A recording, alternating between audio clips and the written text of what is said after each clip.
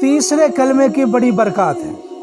اگر کسی بندے کو یہ پتہ چل جائے نا کہ تیسرے کلمے کی کتنی برکتیں ہیں تو وہ بندہ ساری زندگی کے لیے اس کو اپنا معمول بنائے۔ آپ اس کو 100 مرتبہ پڑھیں، آپ اس کو 200 مرتبہ پڑھیں۔ جو بندہ تیسرا کلمہ پڑھتا ہے اس کو بری موت نہیں آتی۔ جو بندہ تیسرا کلمہ پڑھتا ہے کبھی بھی شیاطین اس کے اوپر حملہ کرنے کی جرت بھی نہیں کر سکتے۔ جو بندہ تیسرا کلمہ روزانہ 100 مرتبہ یا 200 مرتبہ پڑھتا ہے، اگر اس کے اوپر جادو ہو تو وہ مکمل طور پر ویسے ہی ختم ہو جاتا ہے۔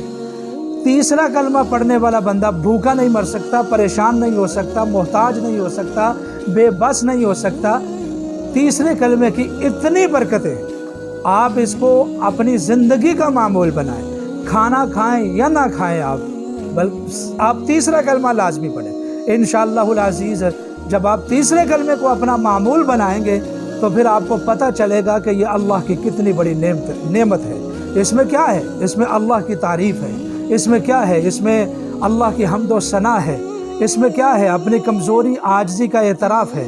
یہ حصار کا ایک قلعہ ہے، بہت زبردست ہے، بہت لاجواب ہے۔ ہر ایمان والے کو تیسرا کلمہ اپنا معمول بنانا چاہیے، کم از کم 100 مرتبہ تو لازمی پڑھنا چاہیے۔